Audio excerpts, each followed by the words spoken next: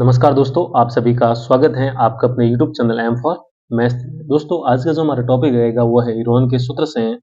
आज हम इस वीडियो में सीखेंगे कि हीरोन के सूत्र के द्वारा एक त्रिभुज का क्षेत्रफल कैसे निकाला जाता है और हीरोन के सूत्र से जुड़ा एक सवाल भी करेंगे। तो यदि आप कक्षा 9th में है तो आज का जो ये वीडियो है आपके लिए बहुत ही महत्वपूर्ण होने वाला है। तो इसलिए इस वीडियो को पूरा जरूर देखिएगा, अंत तक जरूर देखिएगा, ठीक है।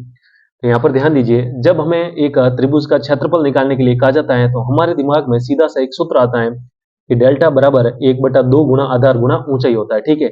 जहां पर हमें त्रिभुज का आधार भी दिया जाना चाहिए, यानी कि त्रिभुज के आधार की लंबाई भी हमें दी जानी चाहिए और उसी आधार के संगत एक त्रिभुज की ऊंचाई भी दी जानी चाहिए। तो यहाँ पर आप देख सकते हैं त्रिभुज की ऊंचाई और त्रिभुज का आधार दिए रहने पर हम त्रिभुज का क्षेत्रफल इस सूत्र के द्वारा आसानी से निकाल सकते हैं, ठीक है।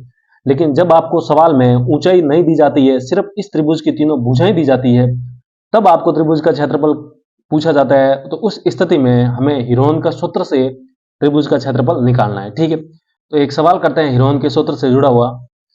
तो हीरोन का सूत्र, अब यहाँ पर सवाल पढ़िए, देखिए, यदि त्रिभुज एबीसी में AB 5 सेंटीमीटर है, BC 5 सेंटीमीटर तथा CA 8 सेंटीमीटर है, तो त्रिभुज ABC का हमें क्षेत्रफल ज्ञात करना है, ठीक है। तो यहाँ पर आप देख सकते हैं, आपकी सुविधा के लिए मैंने एक त्रिभुज बना दिया है जिसमें ABC में ये जो भुजा है, यहाँ पर एक कोण A के सामने वाली भुजा को आप स्मॉल a भी कह सकते हैं और कोण B के सामने वाली भुजा को आप स्मॉल b भी कह सकते हैं और कोण C के सामने वाली भुजा को क्या कहते हैं, स्मॉल c कह दीजिए, ठीक है।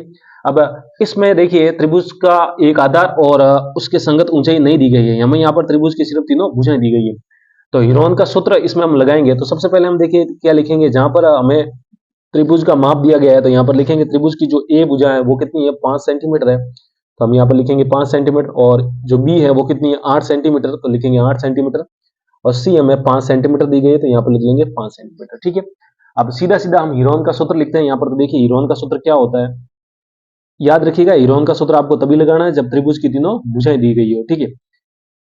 त्रिभुज की तीनों भुजाएं दी गई हो और त्रिभुज का आपको क्षेत्रफल पूछा जाता है। तो हीरोन सूत्र तो क्या होता है, हीरोन सूत्र देखिए, डेल्टा यानी कि त्रिभुज का क्षेत्रफल होगा under root s into s minus a into s minus b into s minus c, ठीक है।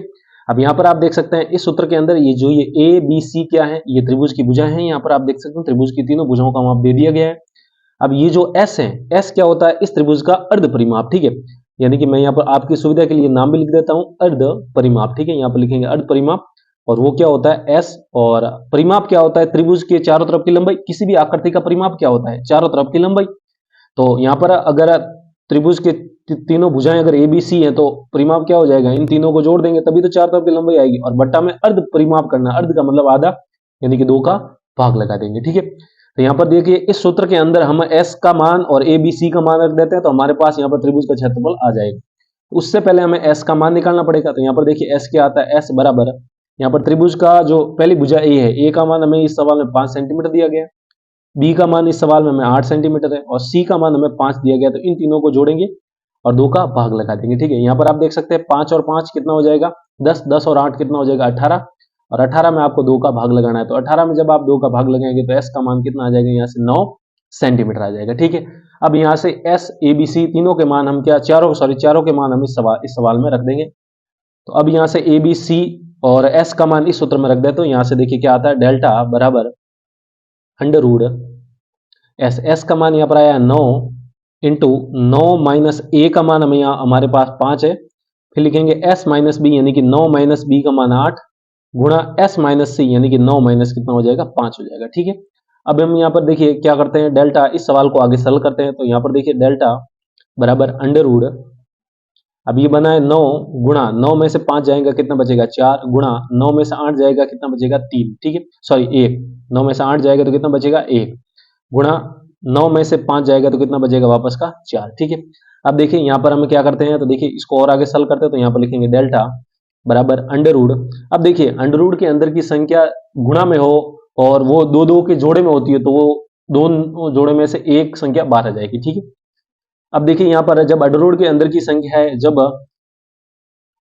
अब यहाँ पर देखिए अंडर रूट के अंदर की संख्या है, अब यहाँ पर देखिए इस अंडर रूट का मतलब क्या होता है, वर्गमूल होता है, ठीक है। यदि इस अंडर रूट के अंदर गुणा में अगर पूर्ण वर्ग आ रहे हैं, यदि संख्याओं के पूर्ण वर्ग आ रहे हैं तो वो उनका वर्गमूल होकर बाद आ जाएगा, ठीक है। तो यहाँ पर देखिए 9 किस संख्या का पूर्ण वर्ग है, आप कह सकते हैं 3 का, तो यहाँ पर ये 9 3 बन के 12 आ जाएगा, और एक 4 और गुणा में 1 है तो आप उसको ऐसा का ऐसे ही लिख दीजिए। तो यहाँ पर देखिए जब 9 का वर्गमूल होगा तो 9 का वर्गमूल कितना आएगा, यानी 9 का अंडर रूट कितना हो जाएगा 3 गुणा, फिर इस 4 का वर्गमूल कितना हो जाएगा 2, तो यहाँ पर लिखेंगे 2 गुणा, फिर इस 4 का वर्गमूल वापस हो जाएगा कितना हो जाएगा 2, तो यहाँ से देख सकते हैं आप 3 गुणा 2 आ जाएगा। ठीक है, तो 3 गुणा 2 कितना हो जाएगा 6, और फिर ये 6 गुणा 2 कितना हो जाएगा आपका 12, तो यहाँ पर लिखेंगे 12, और क्षेत्रफल है तो इसलिए क्या हो जाएगा स्क्वायर हो जाएगा। तो आप कह सकते हैं इस त्रिभुज का क्षेत्रफल कितना है, 12 सेंटीमीटर स्क्वायर है। देखिए यदि आप इस तरीके से नहीं कर पाते हैं, यदि बड़ी बड़ी संख्या आ जाती है और आपको वर्गमूल याद नहीं होता है, तो आप देखिए इसको कैसा करिए, हमेशा अंडर रूट के अंदर दो दो के जोड़े बनाइए। ठीक है, तो ये 9 है, 9 को आप क्या लिख सकते हैं 3 गुणा 3 लिख दीजिए, फिर ये 4 है, 4 को लिख सकते हैं 2 गुणा 2। ठीक है, फिर गुणा में फिर इस 4 को वापस 2 गुणा 2 लिख सकते हैं। ठीक है, तो यहाँ से आप देखिए ये दो दो के जोड़े बन गए, 3 और 3 2 हो गए, गुणा में 2 और 2 2 हो गए, और गुणा में वापस 2 और 2 2 हो गए। याद रखिए जब भी अंडर रूट के अंदर संख्या गुणा में होती है तब आप उनको बाहर निकालना होता है, तो हमेशा गुणा के जो अंडर रूट के अंदर है उन संख्याओं को हमेशा जोड़े में बनाइए, एक जैसी संख्या बनाइए सेम टू सेम। ठीक है, तो देखिए ये 2 3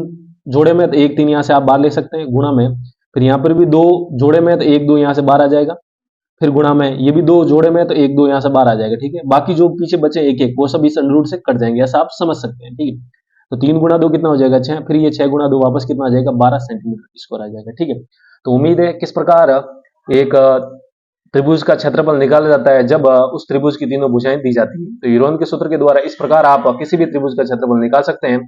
तो आई होप आपको ये वीडियो अच्छा लगा होगा। वीडियो अच्छा लगा है तो वीडियो को लाइक कीजिए, और अभी तक चैनल को सब्सक्राइब नहीं किया तो वीडियो को जरूर सब्सक्राइब कीजिएगा। ठीक है, तो आज के लिए इतना ही रखते हैं, जल्दी मिलता हूं ऐसी बेसिक वीडियो के साथ, तब तक के लिए जय हिंद।